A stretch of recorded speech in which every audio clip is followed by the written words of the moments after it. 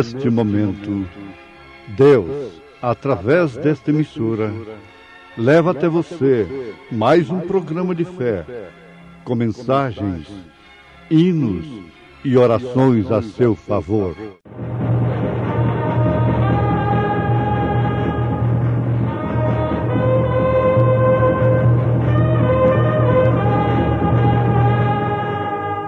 Fé para vencer.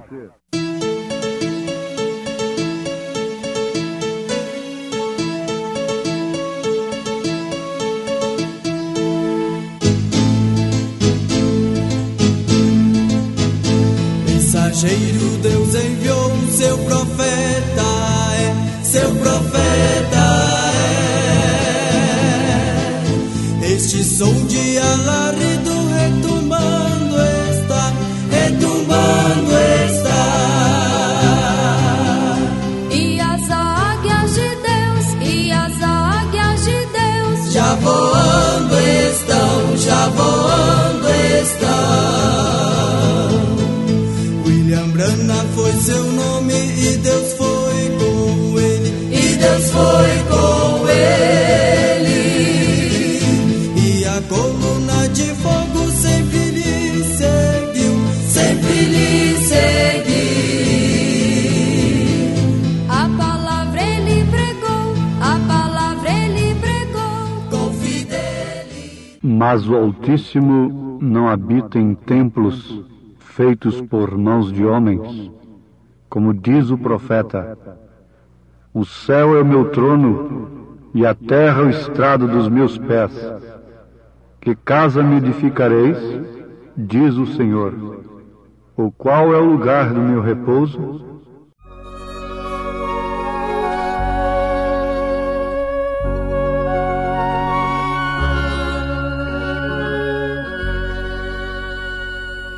Este vale em que eu ando é de bênção e paz, porque tenho comigo a Jesus. Por seu sangue aos humildes garante perdão, com poder ele os enche de luz.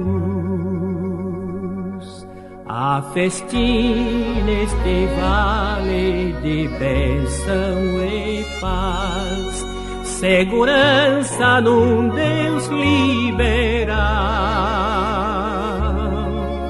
O cansado recebe alimento e vigor, para o triste há consolo real. Entrai com Jesus onde há bênção e paz, onde a todos revela afeição. Aceitai, abraçai, confessai-o, publicai que nele há salvação. A ternura no vale de bênção e paz, e riquezas de um incrível amor. Mas somente os fiéis é que podem gozar essa graça do bom Salvador. Há canções neste vale de bênção e paz, tais que os anjos se querem unir, a cantar com os salvos o excelso louvor de Jesus que nos veio remir. Entrai com Jesus onde há bênção e paz, onde a todos revela afeição. aceitai, abraçai, confessai-o, publicai que nele há salvação.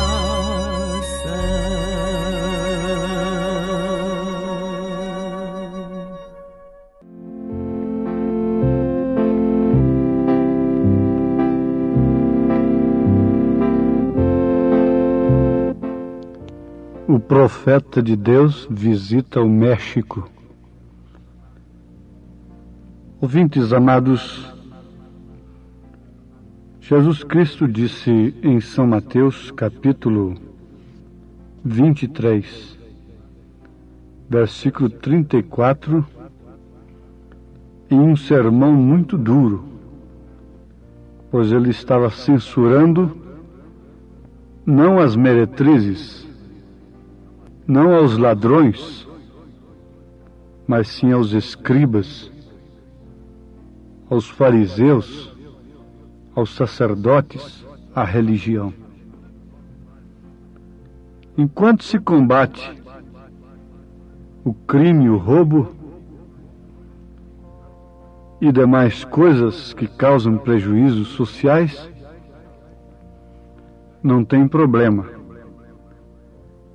Mas quando mexe com estas coisas, com esse setor, que é a causa principal da outra, do outro setor, dos crimes e dos roubos, da prostituição, então aí é diferente. E a reação dos fariseus, de homens impecáveis, a reação dos sacerdotes mostrou que de fato Jesus estava falando a verdade acerca deles. Sempre foi assim. Pela reação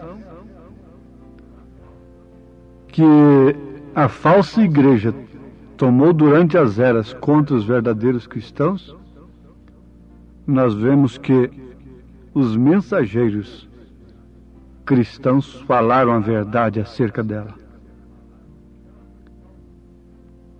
Se ela foi falsa no princípio, se ela se desviou no princípio, ela será até o fim. Ela tem que ser aquela mulher de Apocalipse, capítulo 17, que está sentada sobre muitas águas. Águas na Bíblia quer dizer sobre muitos povos. Então Jesus disse nesse sermão que censura os escribas e os fariseus. Leiam Mateus 23. Será que os escribas, os sacerdotes deste século, não sofreriam um sermão deste se Jesus viesse agora? Portanto, eis que eu vos envio profetas, sábios e escribas, e a uns deles matareis e crucificareis, e a outros deles açoitareis nas vossas sinagogas e os perseguireis de cidade em cidade. Aqui o próprio Jesus Cristo está prometendo que enviaria profetas, sábios segundo Deus, escribas, porque depois nós tivemos Paulo escrevendo a Bíblia, tivemos outros escribas, os escribas do Novo Testamento. Então não findou ali, a lei não findou ali, como também os profetas. Simplesmente a sua etapa. Agora ela deveria ser cumprida para que fosse introduzida a graça. Mas a graça deveria ser anunciada, como a lei tinha que ser anunciada. E se a lei exigiu profeta para ser anunciada, para ser vivificada, para ser anunciada, para ser cumprida por Deus, isto é, exigida, clamada, os profetas somente tinham coragem de falar a palavra de Deus, no seu espírito, na sua unção. Também a graça. A graça não ficou para manufaturados, ficou para profetas de Deus, que são chamados pelo Senhor. Eu falei no início, o profeta desta era visitou o México. Ele visitou vários países do mundo. Na Escandinávia, na Finlândia, cumpriu-se uma visão que muitas centenas de pessoas tinham escritas nas páginas brancas de suas Bíblias, lá na América do Norte. Ele teve uma visão que uma criança seria ressuscitada logo após um desastre terrível de carro. Passado o tempo, então, viajando na Finlândia, país que estava sob domínio de soldados comunistas, ele viu ali na estrada, na entrada de uma cidade, não sei como, as pessoas, um caminhão por ali, e a criança esbagaçada, com as veias estraçalhadas, os olhos projetados, sangue saindo pelos ouvidos, pela boca, pelo nariz, pelos olhos. Criança morta, caminhão passou por cima, lá na Finlândia. E naquela hora o Espírito de Deus veio sobre o profeta e disse: aí agora é a hora. Ele disse para o irmão que estava com ele, o irmão Udi: abra a sua Bíblia e leia essa visão da ressurreição do menino. Ele leu e ali eles oraram. E chegando onde estava o corpinho morto ali, esbagaçado, disse: eu vou mandar essa criança se levantar em nome de Jesus Cristo. E se ela não se pôr de pé, eu porei uma placa nas minhas costas escrita: sou um falso profeta. Mas ali ele orou e ordenou que a criança levantasse. E a criança se levantou, com testemunho de todos que estavam ali, sem nenhum risco, sem nenhuma cicatriz no seu corpo, perfeitamente como era antes. O povo quis agarrá-lo, rasgar a sua roupa, tocar nele, pensaram que era Deus que estava ali novamente. Os soldados russos, chorando, disseram: vale a pena crer num Deus que ressuscita os mortos. Visitando a África, de onde um grande evangelista mundial das denominações voltou decepcionado, desafiado pelos pagãos, ali ele, o profeta desta era, desafiou o paganismo, curando a um homem que era cego há muito tempo, cego de tanto adorar o sol. Ele desafiou aqueles sacerdotes. Foi feito um exame médico antes. Os médicos, a junta médica constatou que de fato o homem era cego há tantos anos, que não tinha possibilidade de enxergar.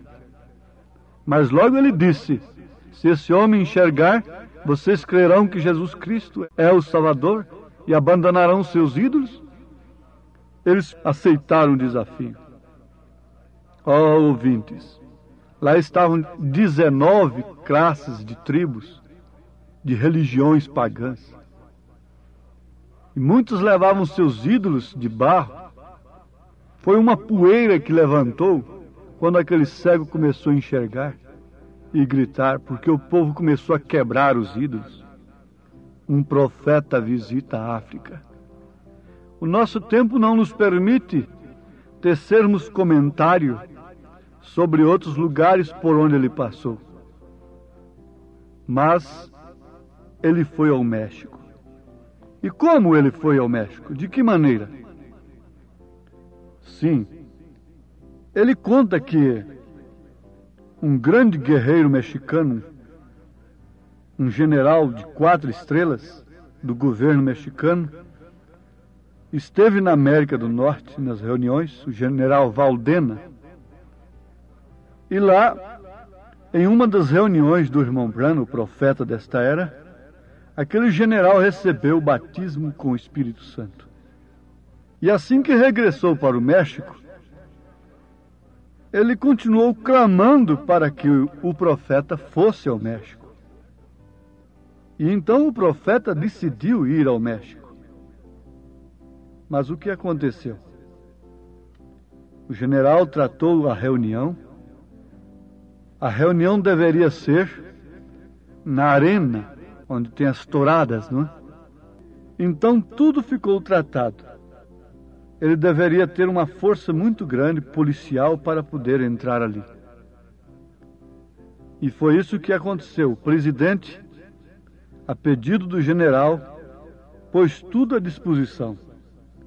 Mas o que aconteceu?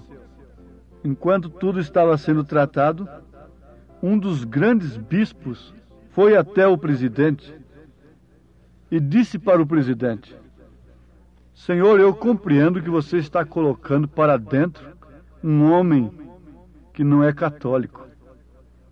O presidente lhe respondeu: sim, o que tem isso? O bispo disse: o senhor não pode ter um homem como este aqui. Este governo nunca imaginou fazer uma coisa como esta. Vamos ver o que respondeu o presidente. Sob a orientação do general Valdena, o presidente disse: esse homem é um homem de respeito. Não há mal algum ele vir ao México. O bispo disse: sim, mas ele não é um católico. Agora vocês sabem que, na verdade, conforme nós temos lido nas revistas aí publicamente, então se lemos nas revistas publicamente, podemos também falar no rádio que aquele governo não tem vínculo com religião alguma, mas é um dos países mais católicos do mundo. E então o bispo estava muito preocupado com a ida do profeta no México. Ele apelou como um escriba, o fariseu, apelou naqueles dias. Eles disseram: veja essa gente que acompanha Jesus. Veja se tem algum príncipe no meio deles. Veja se há algum intelectual no meio deles. Foi justamente o que o bispo disse para o presidente. Em último caso, quando ele viu que não tinha jeito, o general Valdena disse: mas a arena vai encher, nós vamos ter muitas pessoas, milhares de pessoas clamam para ouvir este homem aqui no México. Então o bispo disse: que tipo de pessoas são estas, Senhor? Somente os ignorantes. Estes são os que vão ouvir a uma pessoa como aquela.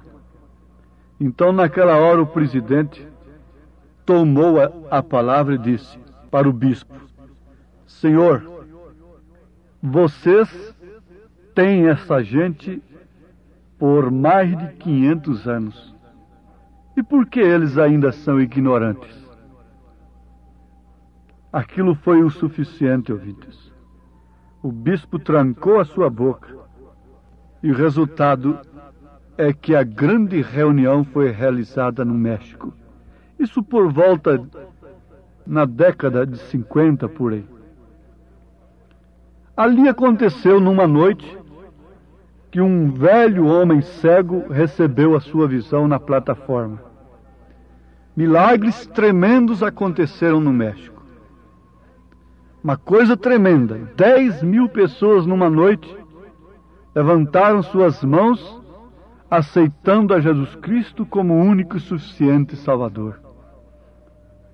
Mas um fato interessante aconteceu, muito profundo, tremendo, quando o profeta visitou o México.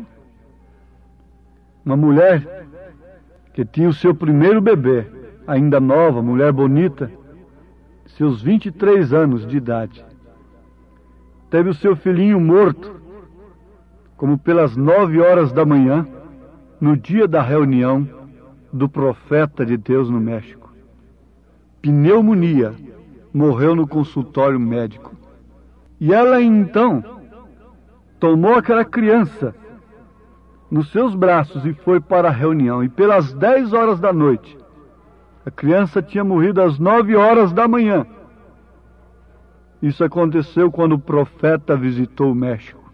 Ela conseguiu chegar onde estava o profeta. E de que maneira?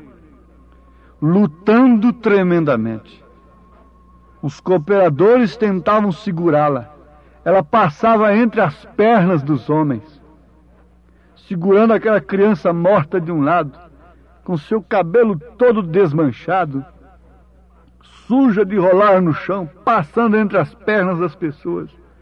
Em total desespero, o filho do profeta que eu ajudava disse: papai, tem uma coisa tremenda acontecendo. E como vamos fazer? Ela quer cortar a filha e esse povo vai ficar revoltado. Depois de alguns comentários, o profeta teve uma visão e disse: deixa que a mulher venha. Oh, ouvintes, estamos falando simplesmente a verdade. Naquele instante não houve um terremoto, que é sinal de maldição, sinal de fim, sinal de desgraça, sinal de juízo sobre a terra. Mas houve uma ressurreição. O profeta viu aquele menino sorrindo. E então ele disse que ela se pôs de joelhos e tirou um terço e começou a rezar. Ele disse: deixe isto, creia somente em Jesus Cristo. E ali estava um outro homem que tinha sido ressuscitado, assistindo à ressurreição também de outra criança. O profeta falou o seu nome. E ele pôde ver que o mesmo Deus que tinha ressuscitado aquele homem, agora ia ressuscitar aquela criança. E resultado, ele orou e a criança começou a gritar. E agora? O que fazer? Como controlar? As próximas reuniões ele tinha que entrar amarrado por uma corda, descendo por cima de alguma coisa na plataforma. Mas eu quero, sem tempo algum, como nós não temos, para minuciar, para contar estas coisas de uma maneira mais minuciosa, mais detalhada, perguntar: onde está o Deus de Elias?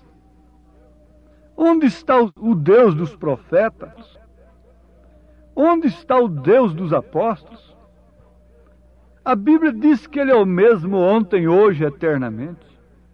E o que me faz mais alegrar o coração é de saber que Deus tem enviado esse profeta no espírito de Elias, porque é a promessa dele para restaurar todas as coisas que o gafanhoto comeu durante as eras.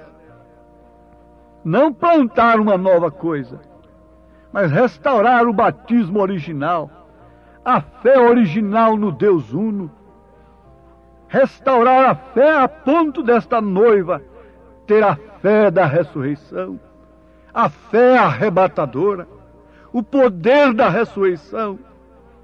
Tem que ser restaurado no meio do povo de Deus, porque não haverá arrebatamento sem ressurreição. A voz do arcanjo é o corpo de Cristo, chamando aqueles que dormem no Senhor. A morte tem se tornado a menor coisa para o verdadeiro cristão, quando ele recebe de fato o Espírito de Cristo. E no Espírito de Cristo está tudo que é vida, tudo que é poder, não simplesmente uma curazinha, não simplesmente a solução de um probleminha, mas está todo o poder das Escrituras, o poder da ressurreição, fé da ressurreição. Amém.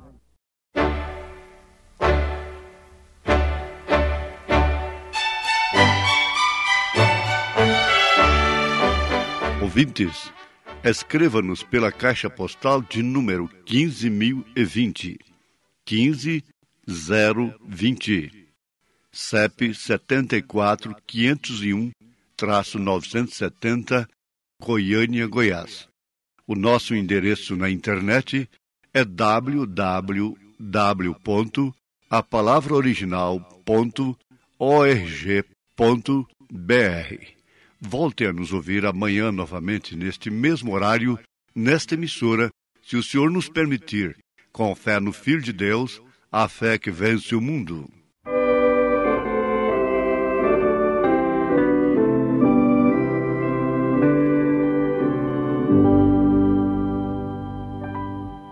Que grande reunião convocada ali, da colina se achava ao pé, olhando melhor entre eles vi a Jesus de Nazaré, e cego em momentos tornar a ver, entrevados ficar de pé.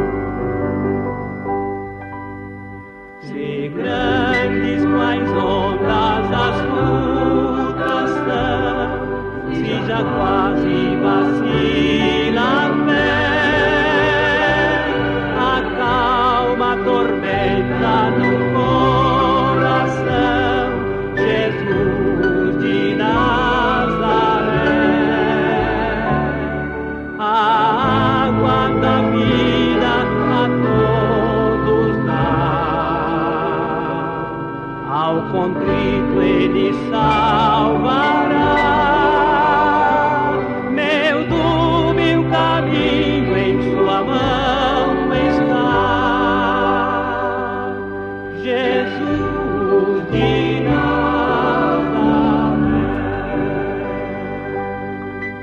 Jesus Cristo, meu mestre divino,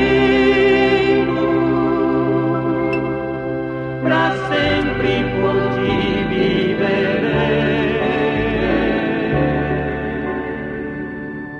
A vida será qual um hino,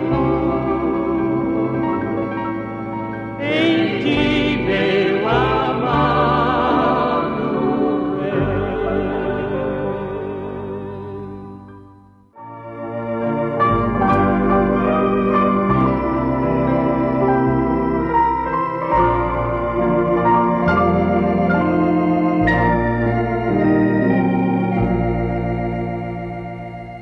se a fé por vezes falta, quando o sol